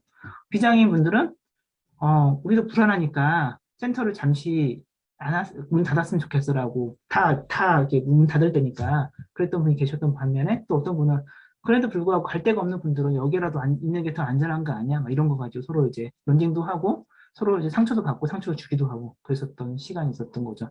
자, 그러면 이런 이제 장면 속에서 실제로는 사회 참여를 저해하는 것은 뭐냐면 그 사람이 갖고 있지 않은 장애가 아니라 현상이 아니라 지침이 이 사람의 참여를 저해시키는 요소가 되는 거죠. 센터나 이런 데 프로그램 하지 마. 아무도 오지 못하게 해. 그리고 모든 사람들을 다 발열 체크해야 돼. 제가 만난 어떤 발달장애인분은요, 자폐스 장애인분이신데, 백신을 맞지 못하세요. 주사바늘 당하는 순간, 키가 180이 넘고, 몸무게 120kg예요. 힘이 엄청나게 씁니다. 이분이 보건소 가서 PCR 검사 받으러 가다가 쫓겨나셨어요. 보건소에 도저히 못하겠다 해가지고. 근데 이분은 이제 복지관에 다녀야 되는데, 복지관에서도 마찬가지로 백신을 이제 백신 패스가 강화됐었을 때 백신 갖고 오지 못하신 분들은 복지관 출입을 못하거나 아니면 일주일에 한 번, 2주에 한 번씩 PCR 검사를 받아서 음성 확인을 받아와라 라고 내린 거죠. 지침이 내려왔어요. 그렇게. 그러면은 이 소수의 이제 답변 장애인분 중에 몇 분은 백신도 맞지 못하고 PCR 검사를 하기 힘든 분들은 어떻게 해야 될 것인가? 이런 관점 따지면은 우리가 바꿔야 될 것은 그 사람이 장애의 자폐가 아니라 이 지침을 바꿔주는 게 우리한테 중요한 과제가 되는 거죠. 그래서 이제 저희 센터에서 했던 것 중에 하나가 이제 뭐 마침 잘하고 있는 분이 계셔가지고 뭐 시청에다가도 뭐 항의도 하고 뭐 이제 국회의원 장애의원실이나 이런 데 통해 가지고 보건복지부 좀 항의를 해서 이제 지침의 내용에서 예외 조항을 좀 몇 가지 만들어내는 것들 뭐 이런 것들을 같이 하는 거예요. 자, 그러면은 결과적으로는 이 사람이 장애 문제가 아니라 사회 참여랑 관점을 놓고 봤었을 때 백신을 맞느냐 못 맞느냐에 상관없이 장애 정도와 상관없이 결과적으로 어떤 참여를 할 수 있는 상태가 무엇이냐, 할 수 없게 만드는 게 무엇이지? 라는 것을 찾고 그에 대해서 끊임없이 문제 제기하는 게 이제 우리의 일이기도 하고 우리가 해야 될 활동이기도 하고 우리가 앞으로 중요하게 다뤄야 될 사업이지 않겠냐라고 생각이 들어지는 거죠.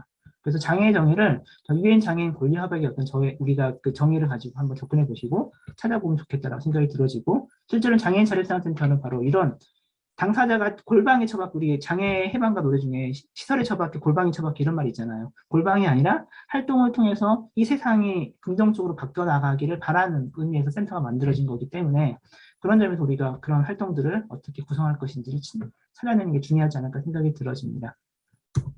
그래서 이제 뭐 장애 정의에서 ICF라는 정의가 있는데요. 이거는 이제 의료적 모델이 기반에 만들어진 모델이라서 뭐 이걸 꼭 따르진 않아도 되지만 제가 중요하게 보는 것은 얘들 활동.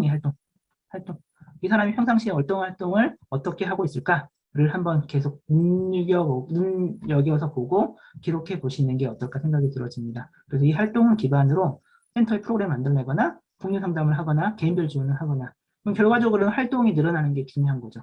활동과 참여가 늘어나서 사회적인 활동을 통해서 당사자가 긍정적인 어떤 방향으로 바뀌어 나가는 것을 어떻게 만들어낼 것이냐. 장애 개념은 상황적 맥락을 되게 중요하게 보고 환경 요소와 개별적 환경 요소를 되게 살펴볼 필요가 있더라라고 이야기하는 거죠. 최근에 장애는 단순히 무슨 장애가 중요한 게 아니라 그 사람이 처해 있는 경제적인 거, 소득적인 부분들 이런 것들 많이 이야기하잖아요. 그래서 장애운동 진영에서 많이 하고 있는 게 복지 일자리, 그 권리 중심 일자리 만들려고 하는 것들도 마찬가지로 바로 복합적인 모델을 관점에서 장애를 바라보기 때문에 그런 일이 생기는 그런 거 요구하는 거예요. 옛날 관점에서는 열심히 훈련해가지고 보호작업병에서 단순 작업하거나 뭘 해서 뭐 그냥 고용보험이 드는 어떤 보호고용 형태로 어떤 일자리 갖는 게 중요하다 치면 지금은 이제 그런 관점이 아니라 모든 사람들한테 소득은 중요한 거고 모든 사람들한테 직업은 중요한 거고 모든 사람들한테 활동이 중요한 거고 그 활동에서 어떤 걸 가치를 매길 것이냐 이건 상당히 권력적인 거기 때문에 그 가치에서 장애인에게 맞는 가치를 뭘로 먹일 것이냐 이게 권리중심적 일자리에서 중요하게 묻는 거잖아요. 얘가 휠체어를 타고 다녀. 근데 이게 끝이 아니라 그래서 우리 사회에서 휠체어 갈 수 없는 곳이 어떤 곳인지를 알아내는 거야.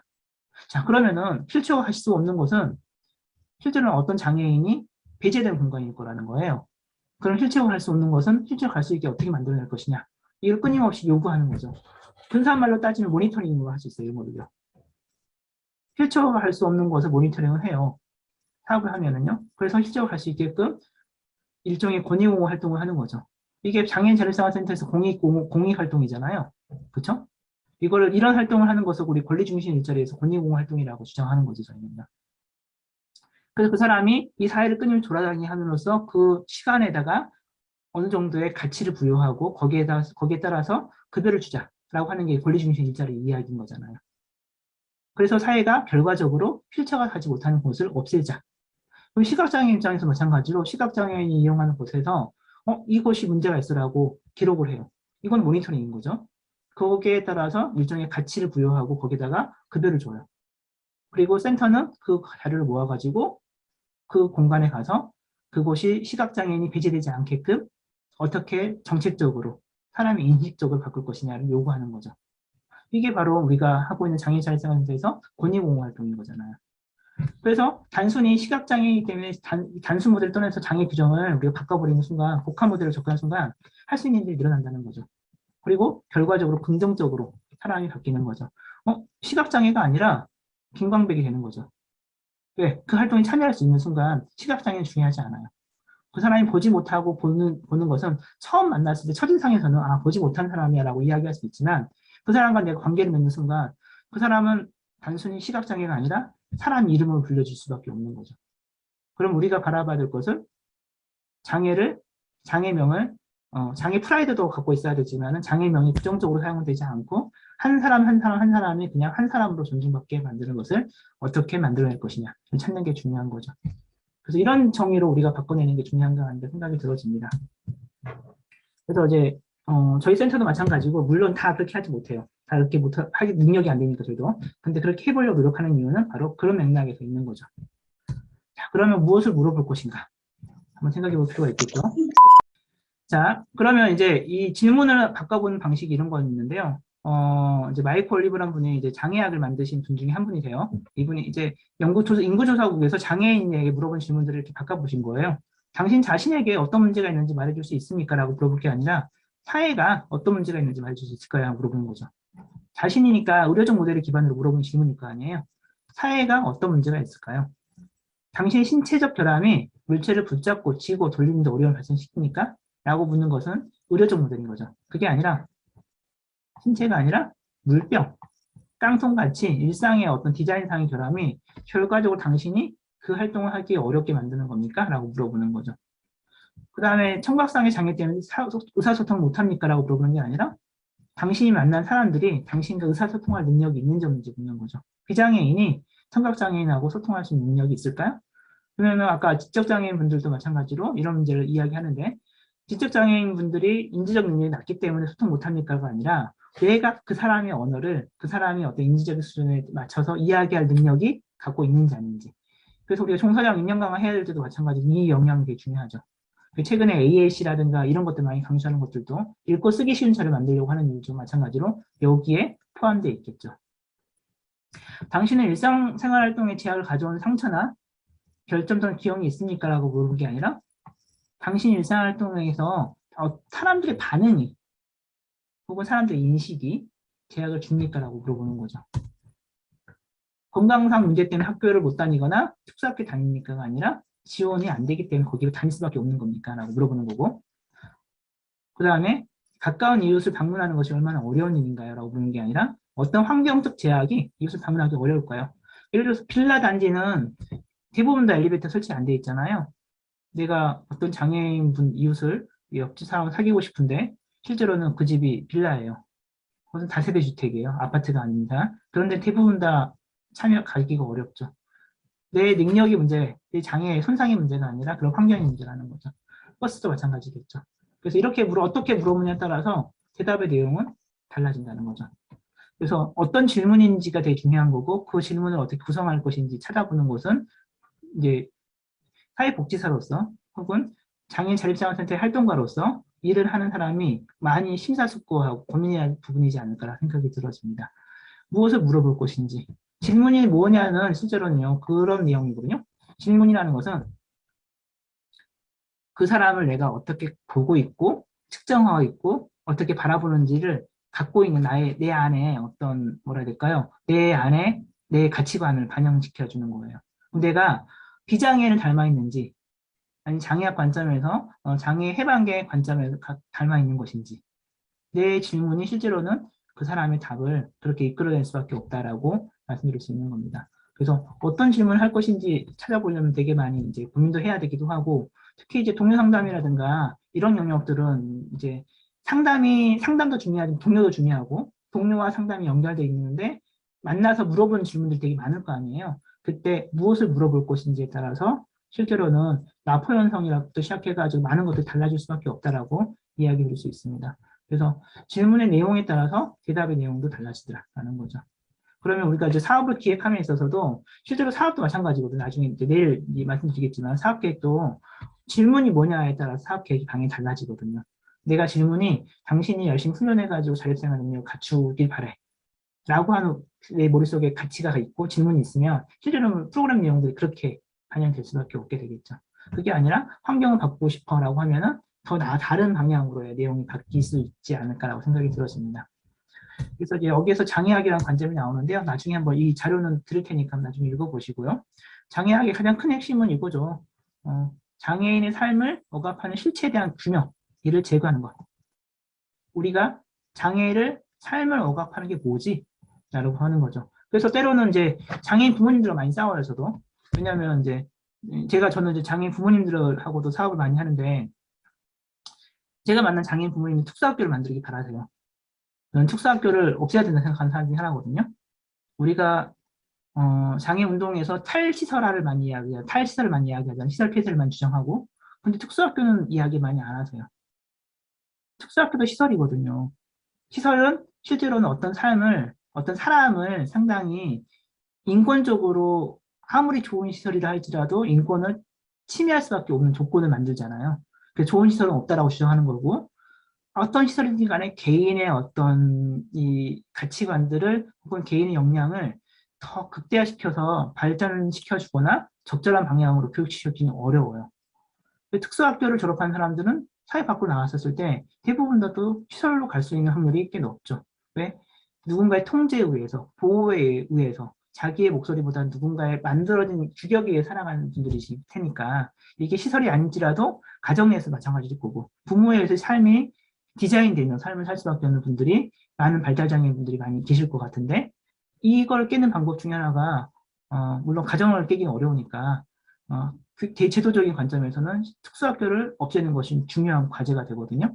그래서 이미 이제 탈실 운동을 아주 열심히 했던 나라들 대부분은요, 특수학교부터 먼저 없애기 시작했어요.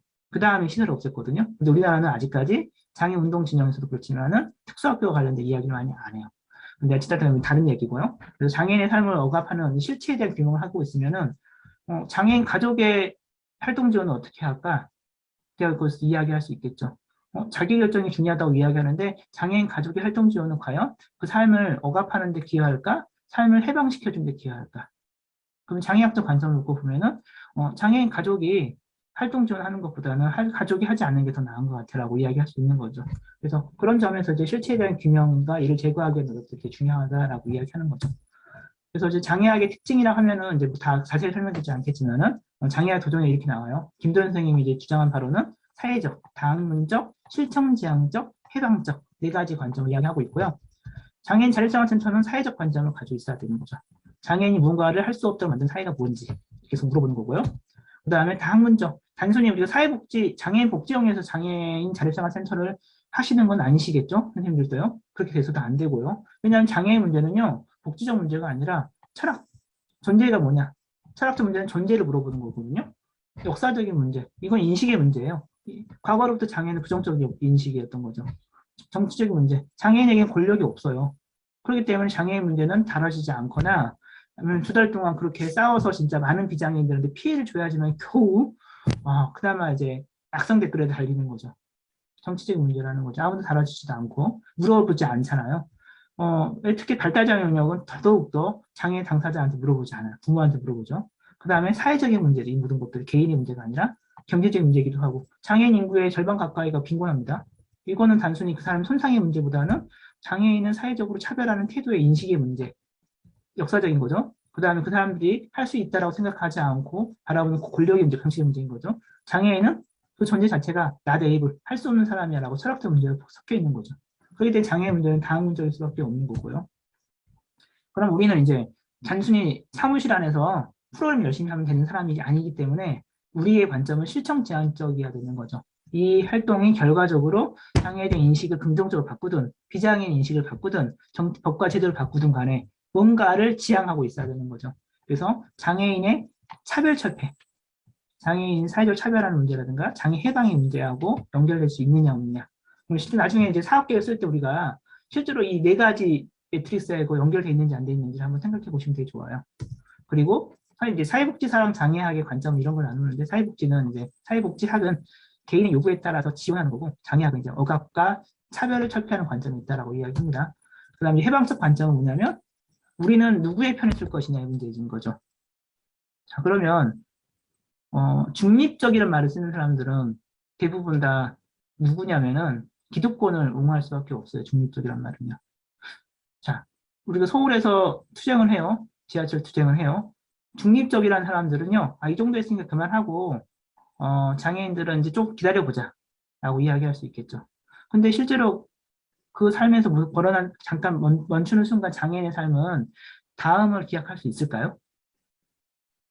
그거를 이제 계속 그런 질문들을 우리는 계속 받을 수밖에 없죠. 투쟁을 하는 순간 누군가한테 끊임없이 불편을 주는 거니까.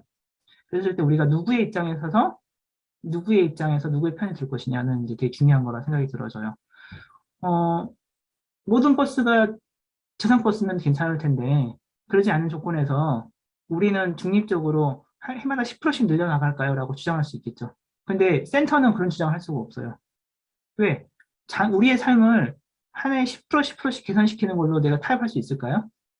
그럼 40년, 50년 동안 억압당하고 차별당하는 사람들한테 자, 한 20년만 더 기다려 볼래? 라고 하는 것은 상당히 큰, 뭐라 해야 될까요? 폭력이라고 생각해요. 이거는 사회복지관이라든가 장애인복지관 다른 사람들이 이렇게 이야기할 수 있지만은 장애인 자립생활센터에서는 그렇게 이야기하는 것은 맞지 않다고 생각하거든요. 우리는 누구의 편을 들 것인가. 물론 이제 당장 현실은 그렇게 급진적으로 바뀌진 않겠죠. 그렇기 때문에 센터는 더 급진적으로 더 왼쪽에서 더 강한 주장을 해야 되는 건 아닌가 생각이 들어져요. 그래야지만 그나마 겨우 아까 중립적인 사람들의 표현대로 그 중립에 다다를 수 있는 걸 생각하거든요. 그랬을 때 센터가 조정하고 중재하고 이런 역할을 하는 게 아니라 우리가 만나는 누군가의 입장을 대놓고 주장하고 그 사람 입장에서 설명하는 게 중요하더라라고 말씀드릴 수 있는 거죠. 그래서 우리는 실제로 그렇게 하고 있을까? 한번 잘 생각해 보시면 좋겠다는 생각이 들어집니다. 그래서 이런 맥락에서 센터가 나오는 거죠. 사회적 모델의 관점에서 그 다음에 이제 에디 로버츠가 동료 상담 처음 만들었다고 이야기할 수 없지만 동료 상담이라는 역할을 피어 카운셀러를 처음 이제 주장하고 이걸 이제 센터 안의 역할을 만든 사람은 이제 에디 로버츠죠. 에디 로버츠가 이제 센터에서 동료 상담을 중요하게 이야기했던 이유 중에 하나는 그런 거였죠. 에디 로버츠가 이제 중증의 우리나라 말 표현을 따지면 내변면 장애인이잖아요. 호흡기도 꽂고 계시고 우리 센터 소장님들 중에 호흡기 꽂고 다니시는 분들은 제가 보기에는 없는 것 같습니다. 그 정도 중증이 많이 없는 것 같고, 하여튼 상당히 우리나라 기준으로 따지면 체중증입니다. 의료적 관점에서. 이분이 이제 이 버클리 대학을 갔는데, 이분이 이제 일종의 그 당시에 캘리포니아주 담당자한테 어떤 뭔가 직업도 상담하고 뭐 했는데, 대부분 상담의 결과가 뭐냐면, 당신은 아무것도 할 수 없어요. 라고 상담을 받았다는 거죠. 에디로부터 열심히 공부해 대학을 갔는데, 실제로 내가 아무것도 할 수 없을까? 라고 했는데 나중에 에디 로버츠가 실제로 캘리포니아주에 우리나라 말 따라 따지면 보건복지부 장관 같은 역할을 하신 거잖아요. 결과적으로 하신 거잖아요. 그래서 이 과정에서 제일 중요한 게 뭐냐면은 나를 잘 아는 사람은 나이기도 하고 나와 같은 유사한 경험을 갖고 있는 사람들이 우리의 경험을 나눌 때 실제로는 우리의 힘이 세지기도 하고 우리가 더 나아지기도 하더라라고 해서 이제 동료 상담이라는 것을 버클리 대학 안에서 만든 거고 그러면서 더 많은 중증 장애인분들이 버클리에 들어오기 시작한 거고 그 모델이 이제 자립생활센터 모델이 된 거잖아요. 그래서 그때 이제 이야기했던 것이 다 이런 거예요. 장애학 관점이라고 그때는 이야기하지 않았지만 자립생활 모델 관점에서 센터는 무엇을 물어보고 무엇을 대답할 것인가. 그래서 인파워먼트, 사회통합, 측정 이런 이제 이야기를 하십니다. 인파워먼트, 누구를 위한 인파워먼트인 것인가? 내가 개인이 인파워먼트 개인을 볼 것인가? 우리 사회가 인파워먼트 될 것인가? 우리는 개인에게 인파워먼트만 이야기한단 말이에요. 자립생활센터에서 이야기하는 인파워먼트는 역량 강화가 아니라 권한 강화, 권력을 강화시켜준 당사자한테 개인의 권력을 강화시켜주는 거고 우리 사회의 인파워먼트, 우리 사회의 역량이 장애를 대하는 태도가 더 힘이 세져야 되겠죠. 뭐 이런 걸 이야기하는 거죠. 역량 강화는 실제로는 장애인의 몫이 아니라 우리 사회의 몫으로 어떻게 만들 것인가 대한 주장을 하는 거죠. 사회통합, 누구를 위한 사회통합인 것인가? 사회통합의 전제는 비장애인이 주려는 입장을 가지고 접근하는 거예요. 그러면 장애인은 사회통합을 대상이 되는 거지 주체가 되지 못하는 거죠. 그 사회통합이라는 말을 쓰는 것도 실제로는 권력의 개념을 바라보면은 누구를 위한 사회통합인 것이? 라고 물어볼 수 있는 거죠. 측정. 이제 이것도 되게 중요한 이제 핵심적인 과제인데 그러면 우리가 당사자의 삶이 어떻게 나아졌고 우리가 실제로 이제 당면한 과제 중에 하나는 사업센터에서 프로그램을 했는데 이 프로그램을 효과를 어떻게 보지? 효과성이 뭐지? 라고 검증해야 되는데 측정 어떻게 해야 되지? 라고 연결되어 있거든요. 사회복지 공동모금회나 이런 거 지원해 보시면 아시지만은 측정 도구가 무언지를 되게 중요하게 봐요. 그냥 우리가 이렇게 만족도 조사 이렇게 측정해서 하면은 대부분 떨어집니다. 거기는요.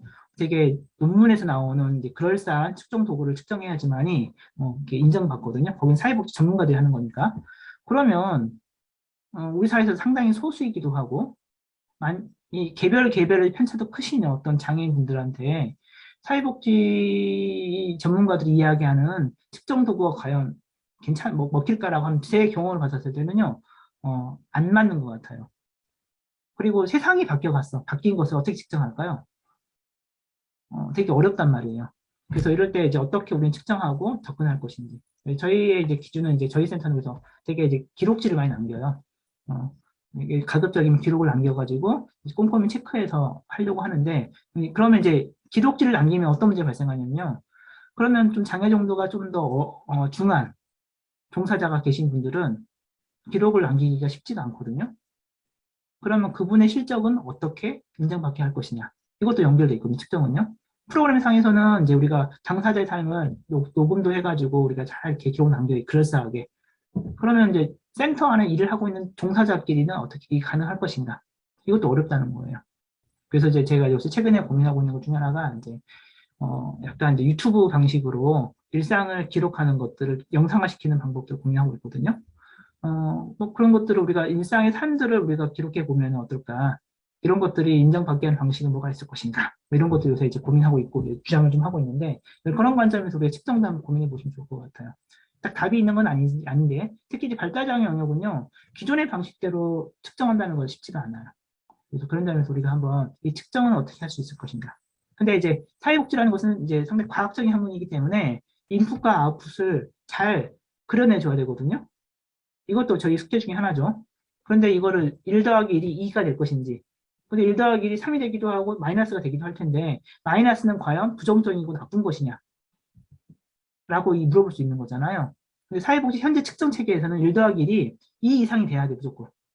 2 이하면은요 마이너스이기 때문에 이 프로그램은 쓸모가 없고 가치가 없다라고 평가를 내려버리거든요. 실제로는 우리의 삶이 그럴까? 마이너스를 숫자를 쳤다가 나중에 알고 보니 그게 마이너스가 아니었어. 라고 했던 게 장애인 자립생활 운동의 역사잖아요.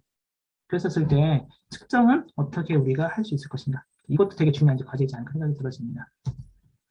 그래서 이제 장애인 자립생활 센터는 이제 그런 맥락에서 나왔는데 이제 법에서는 이렇게 장애인 자립생활 정의 내리고 있고 저희 인천은 이제 장애인 자립생활 지원조례가 있거든요. 다른 지역도 대부분 다 있을 거라 생각이 들어집니다. 그래서 조례 근거해가지고 센터를 이제 지원하고 있습니다. 그래서 인천에 총 10개 센터가 있습니다. 참고로 알아두시면 될 것 같고 전국은 정확하게 몇 개 있는지 잘 모르겠어요. 그냥 350여 개가 된다라고 추정을 하고 있습니다. 인천도 이제 10개 센터가 있지만은 센터 이름을 달고 이렇게 활동 지원 사업을 하고 있는 데도 되게 많고 이래서 센터라고 보기는 어려운데도 센터라고 치고 있거든요. 그래서 정확하게 몇 개 있는지 모르겠지만은 제가 이제 보기에는 15개 정도가 있는 것 같고 장애인 자립생활 센터는 역사를 보고 보면은 최초의 장애인 자립생활 센터는 이제 서울의 피노키오하고 광주의 이제 우리웃 장애인 자립생활 센터가 신기하게 비슷하게 만들어졌더라고요. 그래서 이 역사 공부하다 보니까 재미난 것 중에 하나는 피노키오가 만들어진 과정은 다르거든요. 일본에 갔다 오신 분이 일본에 갔다 와서 연수도 보내고 이렇게 해서 만들어진 거고, 광주에 만드신 분은 서울의 피노키오 만들기 전에 그 단체에서 이렇게 만든 뭐죠? 비디오 일종의 동료 상담 영상 같은 거 보시고 만들어보자 해서 만드셨더라고요. 그러니까 저도 정확하게 만나보지 않아서 잘 모르겠지만은 하여튼 우리나라 장애인 자립생활센터는 2000년에 처음 시작했다라고 이야기하고 있습니다. 인천은 이제 제가 있는 센터가 거의 처음 만들어졌어요. 근데 이제 처음이긴 한데 시차가 별로 없습니다. 2004년도에 인천 장애인 자립생활센터, 그 다음에 이제 부평의 자립선언, 그 다음에 이제 계양구에 지금은 경인 장애인 자립센터로 이름이 바뀌었지만은 2004년도에 비슷하게 다 이게 만들어졌었어요. 인천은 2004년도 다 지역별로 편차가 좀 있겠지만은 센터의 역사는 이렇게 시작되고 있더라라고 알아두시면 좋을 것 같습니다. 지금은 이제 많이 지원받고 많이 운영되고 있죠. 물론 이제 지역별로 편차가 너무 커서 이것은 나중에 저희가 또 숙제이기도 하겠지만, 그래서 이제 장애인 자립생활센터는 운동하고 뗄래야 뗄 수 없는 관계에서 만들어지기 때문에 운동을 하지 않으면 사회운동, 무브먼트를 하지 않으면 센터가 아니다라고 정의 내릴 수 있어요. 그러니까 운동을 하느냐 안 하느냐가 장애인 복지관이냐 센터냐를 구별하는 중요한 지점인 거죠. 그럼 운동이 뭘까? 이런 걸 이제 물어보는 거잖아요. 운동은 뭘까? 운동이라는 것을 도대체 어떻게 정의할 수 있을 것이냐? 이것도 되게 다른 이제 지점인 것 같아요. 나중에 이제 문제인 것 같고요. 미국은 이제 에디 로버츠, 이렇게 자립생활 아버지라고 많이 부르니까 알아주시면 좋을 것 같고요. 검색해 보시면 많이 나오죠. 그래서 이게 미국의 자립생활 운동 역사가 다룬 책을 보니까 에디 로버츠가 학교 못 갔어요. 그래서 어떻게 공부했냐고 보니까 전화기를 통해 가지고 수업 시간에 선생님이 전화기를 에디로봇 집에 전화를 해요. 에디로봇은 집에서 전화기 소리를 듣고 공부를 했다고 하더라고요. 그러니까 지금의 우리의 원격 수업을 에디로봇은 1920년대 하신 거예요. 상당히 혁신적인 분이신 것 같아요. 이분이 이제 대학을 가셨는데 마침 이분의 은사가 되신 이제 교수님이 에디로봇 상당히 많이 지원을 하거든요. 그래서 에디로봇가 이제 대학을 가서 버클리에 들어가는데 입학을 불허하니까 학교 가는 것도 시작해가지고 학교에서 수업 받는 것까지 시작해가 다 많은 싸움을 벌이죠. 또 마침 미국이 이제 그 당시 흑인 국민권 운동, 흑인 인권 차별철폐 투쟁들이 열심히 일어나던 시대. 그래서 에디 로버츠가 이제 처음에 그 버클리 대학교에 그 뭐죠?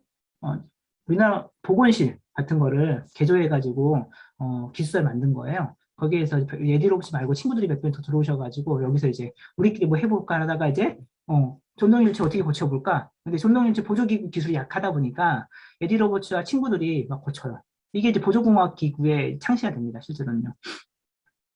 그리고 이제 학생들이 도와달라고 이제 서비스를 받죠. 이게 활동부조 서비스가 되는 거죠. 거기 에디로 그 보클리대에 다니는 학생들한테 일종의 신체적 활동 지원을 받아요. 이게 지금 현재 PAS 활동 지원 서비스 기원이 되는 거고, 당연히 당사자들끼리 같이 이제 학교를 모니터링하고 이제 바꿔보는 연습을 합니다. 경사로를 만들어 보기도 하고, 이게 바로 고니공무 활동이에요. 그리고 동료 상담이 되는 거고, 그렇게 만들어지기 시작한 게 보클리 장애인 재산센터가 최초에 만들어진 겁니다. 이 운동이 이제 이 미국 사회에 큰 영향을 미치죠. 그러면서 1973년에 미국에서 재활법이라고 그래가지고, 재활법이 뭐냐면은 장애인 차별금지법 전에 있는 일종의 법 같은 건데요. 우리나라 장애인복지법과 비슷한 법이에요. 여기에 73년에 뭐가 들어가냐면은 미국이 국가가 투여하는 세금을 가지고 운영하는 시설과 프로그램들은 장애인을 차별하면 안 돼. 장애인뿐만 아니라 모든 사람을 차별하면 안 되라는 조항이 들어가요. 근데 처음에 이제 그 당시에 미국 닉슨 대통령이 이 조항을 없애려고 했었어요. 근데 그 당시에 닉슨 대통령이 이제 주장했던 게, 분리되지만 동등하게 라는 이제 주장을 펼칩니다. 적당히 분리해가지고 평등하게 맞추자라는 주장을 하거든요. 그래서 이 당시에 미국 장애인들이 이 조항을 이 조항을 빼는 거에 대해서 닉슨 대통령이 항의하고 싸우기 시작하고 엄청나게 많이 싸웁니다. 실제로 우리가 이제 옛날에 국가인권이 점거하고 이런 것처럼요. 실제로 막 점거를 많이 해요. 그리고 이제 일종의 보건복지부 이런 데 가가지고 장관실 점거하고 이런 활동을 통해서 73년에 이제 재활법 통과되죠. 그러면서 미국에서 이제 장애 당사자 운동들이 많이 일어나게 되고, 미국이 엄청나게 땅이 크잖아요. 캘리포니아주는 그나마 조금 진보적인 주 중에 하나였기 때문에 조금 더 빨리 됐고, 다른 주들도 마찬가지로 많은 영향을 미치죠. 이게 90년에 ADA법, 우리나라 말로 따지면 장애차별금지법이 만들어지게 되면서 큰 도화전이 됐다고 합니다. 이런 운동의 영향이 이제 일본으로 가는 거죠. 일본 이제 에디 로버츠가 이제 1980년이 유엔 장애인 선언회 행동 선언회 해잖아요. 그게 이제 제3세계 국가에 큰 영향을 미치는 거고, 일본도 마찬가지로 유엔의 그런 선언에 따라서 이제 미국 에디 로버츠를 이제 초빙을 해요. 그래서 일본에서도 이제 에디 로버츠의 방문을 가장 영향을 받아가지고 이제 자립생 운동들이 시작됐다고 합니다. 그리고 우리나라는 이제 이 1999년에 이제 이 장애살상 사업이 제도화되기 시작하고 이런 여러 가지 활동적 서비스가 등장하기 시작하면서 90년대 말에 이제 우리나라가 일본에 이제 건너가게 되는 거죠. 일본은 이제 최초로 휴먼 케어라는 협회가 만들어졌다고 합니다. 이거는 그냥 이렇게 참고로 알아주시면 좋을 것 같고요. 우리나라는 이제 98년인가 99년에 이제 피노키아 만들기 전에 이 당사자분들이 일본에 가요.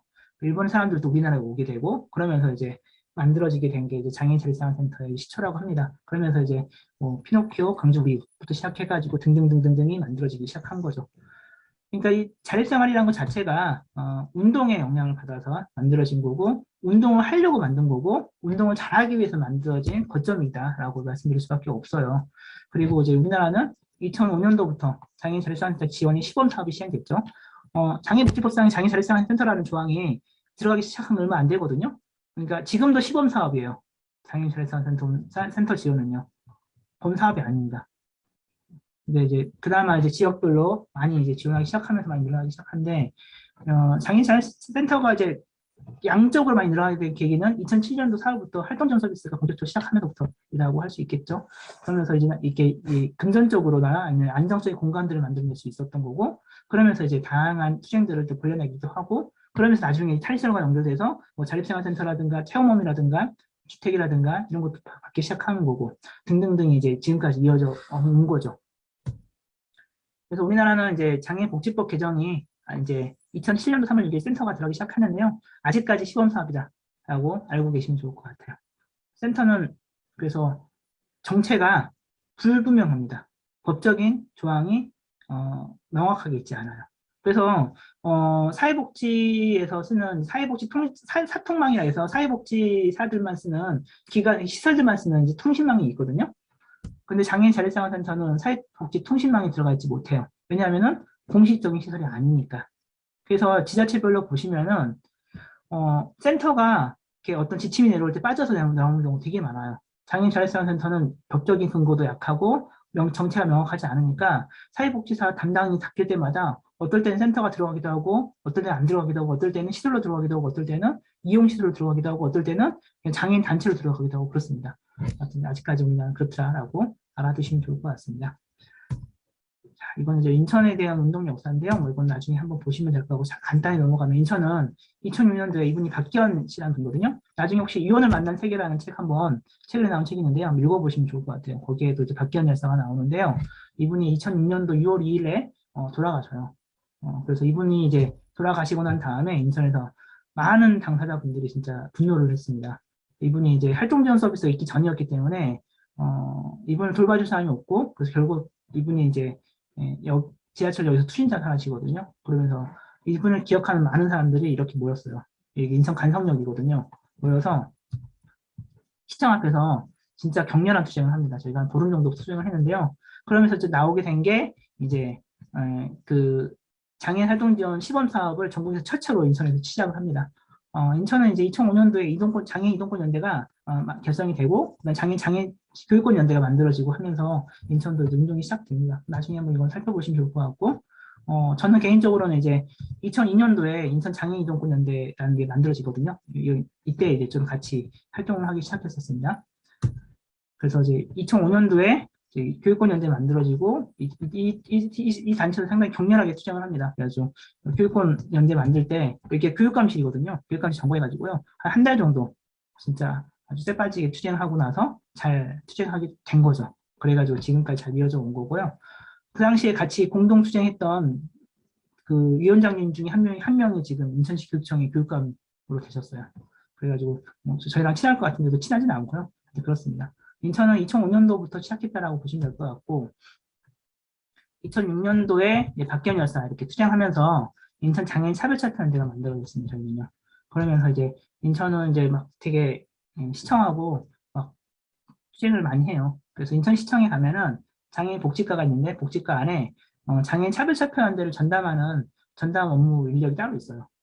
이분이 하시는 일은 이제 저희가 자꾸 4.20 4월 20일 다가오잖아요. 그럴 때 이제 요구안 같은 거 정리하시고 이런 것들 막 해줘요. 되게 재미난 부서가 하나 있습니다.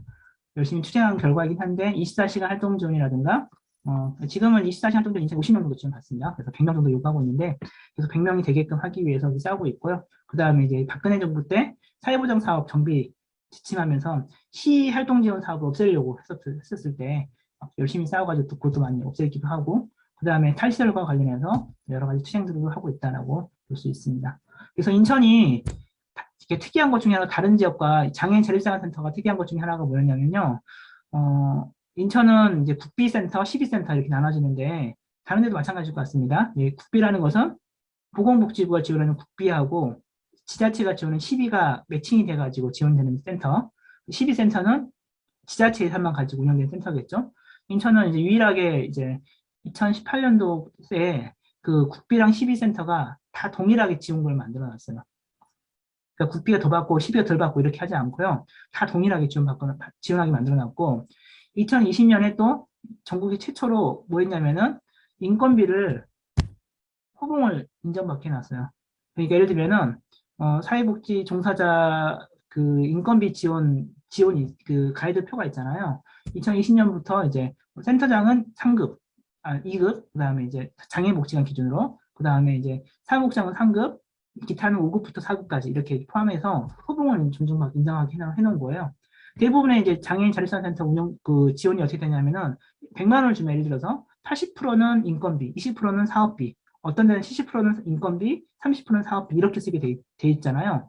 그런 문제가 뭐냐면 오래 일하신 분들은 인건비를 올릴 수가 없어요. 왜냐하면 70%가 넘어가면 인건비가 나오지 못하니까.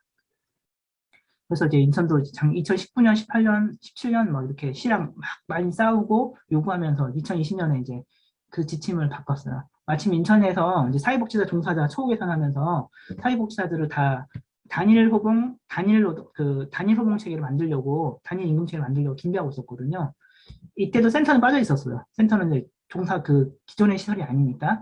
그런데 이제 저희가 많이 싸우면서 바꿔냈죠. 다른 지역도 한번 그런 것들을 요구해 보시면 좋겠다 생각이 들어지고요. 이건 나중에 한번 보시면 어떨까 생각이 들어집니다.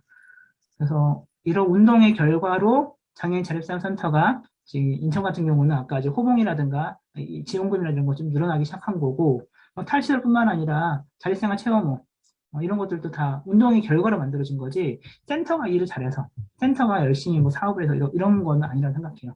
우리가 열심히 활동하는 사업을 열심히 했기 때문에 가능한 거라고 생각이 들었습니다. 그래서 마지막으로 좀 정리하고 좀 마무리 지을 건데요.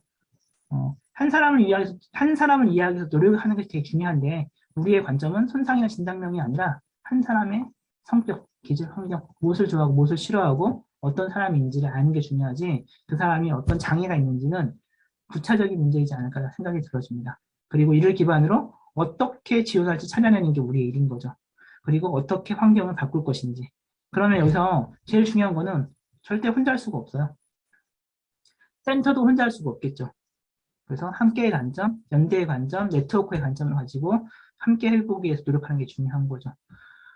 인천은 이제 자립생활 네트워크라는 단체가 있거든요. 자립생활 협의회도 있고 연합회도 있고 네트워크라는 단체가 있는데 예전에 네트워크라는 단체에서 같이 많이 모여서 같이 이야기도 많이 했었거든요. 근데 코로나 시기를 전후로 해가지고 많이 못 만나가지고 이제 네트워크가 많이 이제 이렇게 분절됐습니다. 많이 깨졌어요.